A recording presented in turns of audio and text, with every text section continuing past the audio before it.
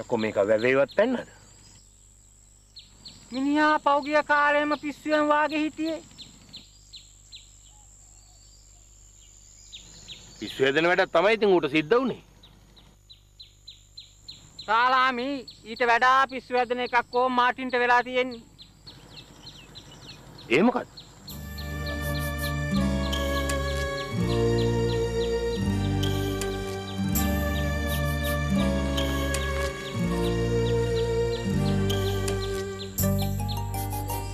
මොකද්ද බං වෙලා තියෙන්නේ? මාටිගේ ගෑණි. එයා ගමේ බාස්කිනික් එක පැටලානෝ අරාලා හැමි. හත්වලාමයි. උඹට කවුද කිව්වේ? කියන්න දෙයක් නෑ අරාලා හැමි. මුළු ගමම දන්නවා. ඕන් උත් එක බයිසිකලෙන් නැගලා යනවලු ගම පුරාම. එහෙනම් ඒක දැනගෙන තමයි මාටියා ගමෙන් යන්න ඇත්තේ. ඒක නම් මන් දන්නේ නෑ අරාලා හැමි. මාටියා ගමේ නැති හින්දා තමයි ඕ ගෑණියෝ නඩලන් නටන්නේ. හරි හරි. උඹ වැඩ කරපන් ගිහින්.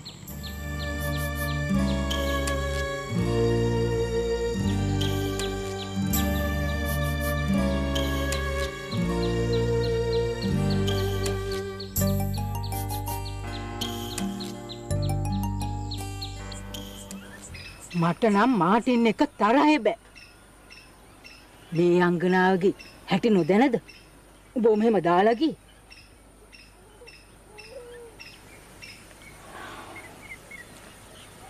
ඌ කෙල්ල ගැනම හිත හිතා හූල්ල උන්නේ. මම හිතේ කෙල්ල හොයන්න යන්න ඇති. ඌ කොහොම හොයන්නද? කොළඹ රට එසේ මෙසේ දුරක් ඈ. අනික ඌ දන්නවද කොළඹ රටේ ඇවිදින්න? මට මගේ මිනිබිරිත් නැති වුණා. අන්තිමේදී මගේ කොළුවත් නැති වුණා.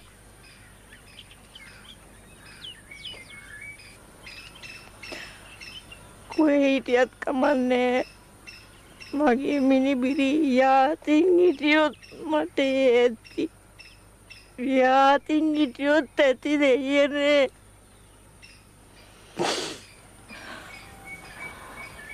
දුක් නොවේ හිටාන් රොසලින් අක්කේ. උන් දෙන්නව දෙවියන් වහන්සේ ආරක්ෂා කරා.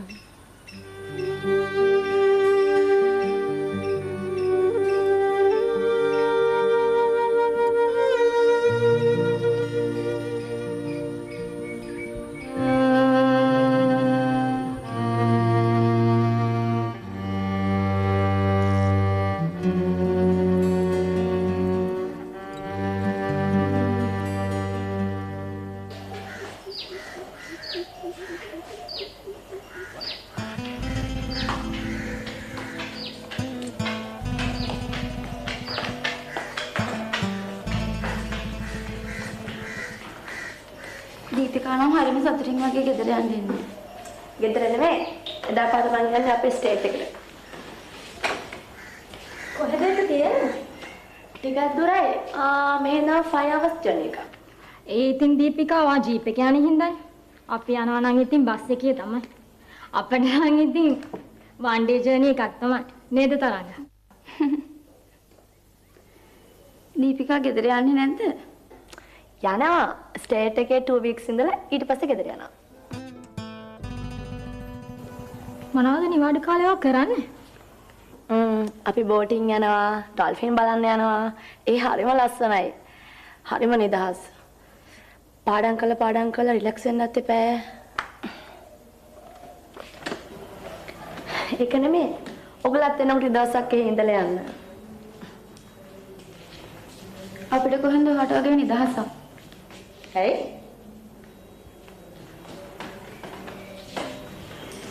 අපේ ගෙවල් වල ආර්ථික ප්‍රශ්නනේ. දීපිකා ඔයාට වගේ නෙමෙයි. අපේ අම්මලා තාත්තලා බොහොම අමාරුවෙන් අපිට උගන්වන්නේ. ශිෂ්‍යත්ව නිසායි මේ ටිකවත් හරියට කරගන්නේ. නැත්ද චම්පි?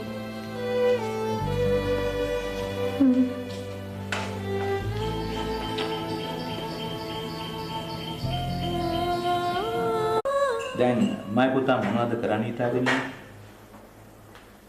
අක්කනම් කිව්වේ ටික දවසක් එළියට ඉන්න කියලා. අපෝ අර වත්ත මැදට වෙලා ඉන්න.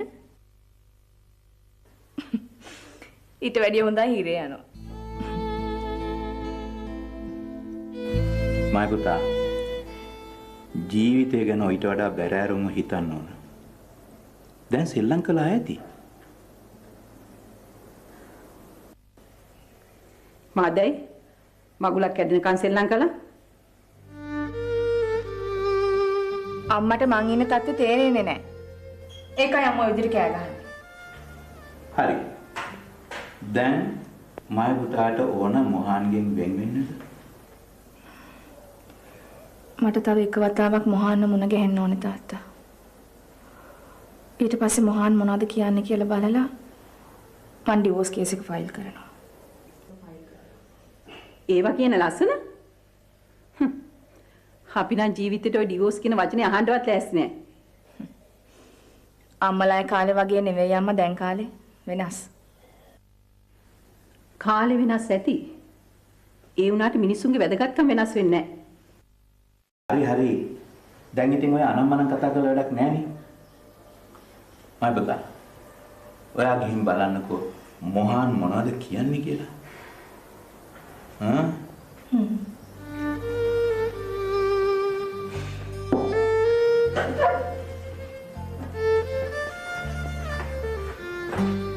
මේ තාත්තා එක්කනම් මේ දුව හදාගන්න හම්බ වෙන්නේ නෑ.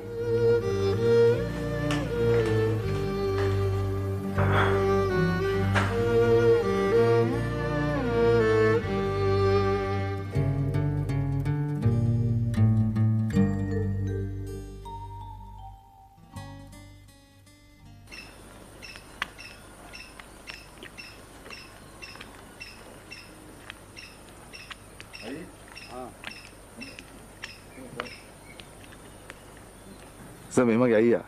හලෝ. මේ සුමිත් මගේ යාළුවෙක්. හලෝ. මං මෙයාව නම් දැකලා තියෙනවා අරගෙදි. ඔව්. ඒදි දැක්කන්නේ. රයිට්. එහෙමනම් ඔයගොල්ලෝ කතා කරන්න. මම පොඩි වැඩක් තියෙනවා පොඩ්ඩක් ගිහින් එන්න. එක්ස්කියුස්.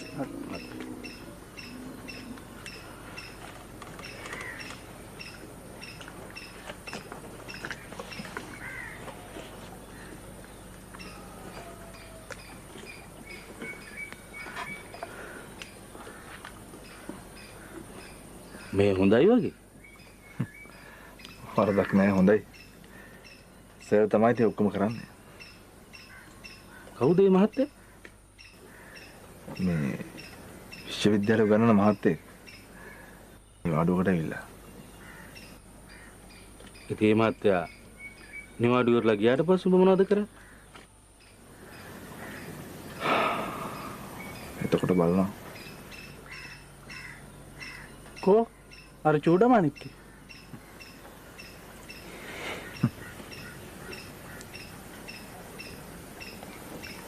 බඳින්නනේ යන්නේ.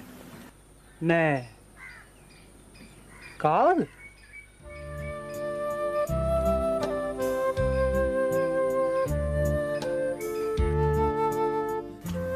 ෂා කෙල්ල දැන් හරි හැඩයිනේ.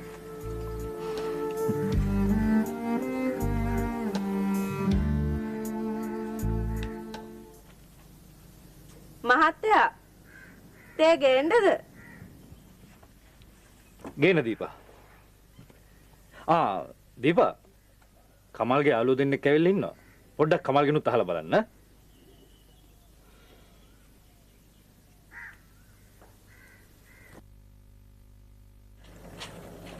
කමල් අයියේ තේ ගේන්න. තේ විතරක් නම් මදි. කේකුත් ඕනේ. කේක්? ඒවා නෑ.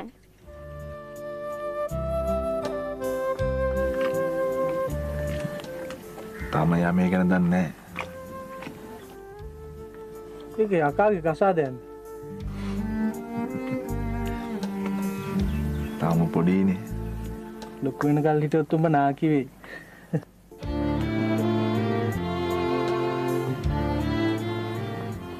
ගමට නම් යන්න හම්බෙන්නේ නැහැ මල්ලි. ඒක මම බලා ගන්නම්කෝ.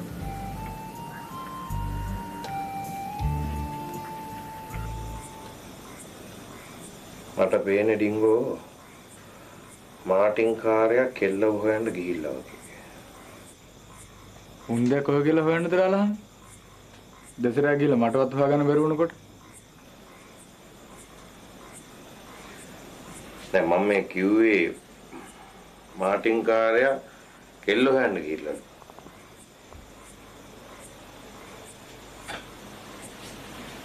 හැබැයිට අනේ වන්ද මොන කරගනීද කියලා. පාර හොයාගෙන යයිද? එහෙම නැත්නම් අතරමං වෙයිද? අනුමානයක් නැහැ කර්තේලිසලා ගියන් පාර අහගෙන යන්න ඇති. මගෙනුත් ඇහුවාමනේ. මම මුකුත් කිව්වේ නැහැ. අපිට ඉතින් කීයේ ගියේ කර්තේලිසාට කියන්න එපයි කියලා. උන් දන්නේත් ලොකු පුතාලා ගිය යන්න විතරයිනේ. ලොකු එකා කියයි. ඌටත් ඕනේ මට ගිනි අවුලවන්නනේ. තාලාමිට කොහොමද ගිනි අවිලෙන්නේ? නෑ මං කිව්වේ මේ ඔය හොයලා එන්නේ නැත. අපි මොකටද උඩ කරදර වෙන්නේ? ඩිංගෝ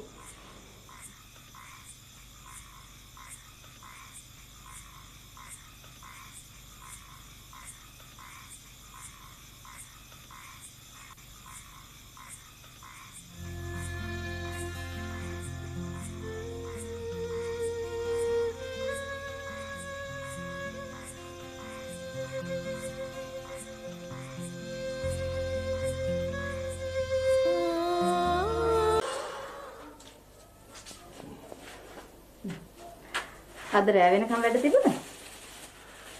වැඩ ඇරලා මම සුමිත් එක්ක මල්ලි බලන්න ගියා.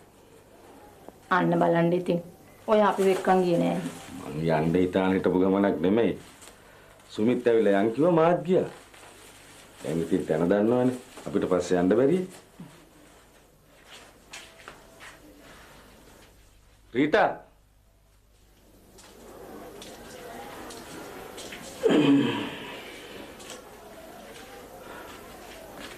ඉඳ ගන්නකො. ඇයි? මල්ලි අර කෙල්ල බඳින්නලු යන්නේ. නෑ. හැබැයි මං නම් හිතුවා කවදා හරි ඕක වෙයි කියලා. තාත්තා තවත් ආවේශ වෙයි.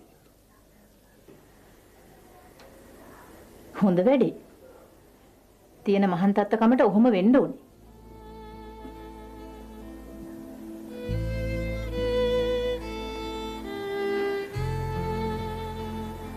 දැන් තාත්තා ඔය ගැන දන්නවද?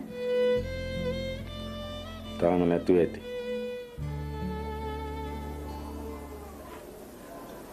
මල්ලි නම් ඔයා වගේ හැංගිලා ඉන්න එකක් නෑ.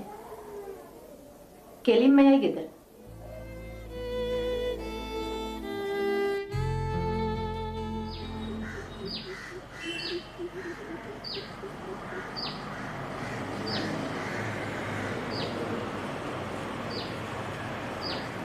නෑ ලොකුන්නේ මේ අපේ තාත්තා වෙනුවෙන් මේ දානයක් දෙනවා. මේ බත් එක තියාගෙන අපේ තාත්තට පින් දෙන්න. මේක බාර ගන්න. ගමන්.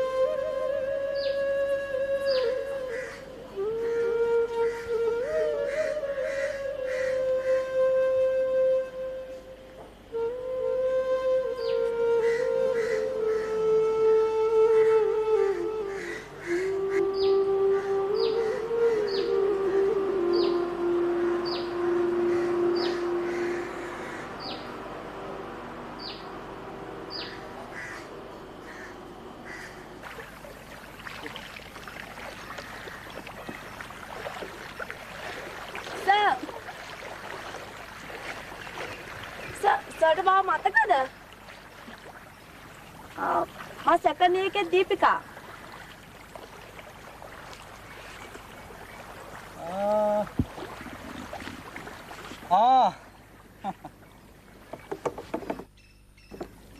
හරි.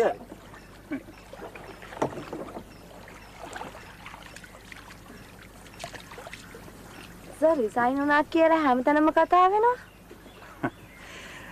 තාම නෑ. පේපර්ස් නම් බාර දුන්නා. මම මේ හොලිඩේ එකට ඇවිල්ලා. ඔයා මොකද මේ පැත්තේ? මාත් වැකේෂන් ආවා සර්. අපේ අඩාගේ ස්ට්‍රේට් වගේක් මෙහෙ තියෙනවා. කොහමද අධ්‍යාපන කටයුතු වෙන්නේ? කරගෙන යනවා සර්. නැතුව ගොඩක් පාඩුයි. යන්කෝ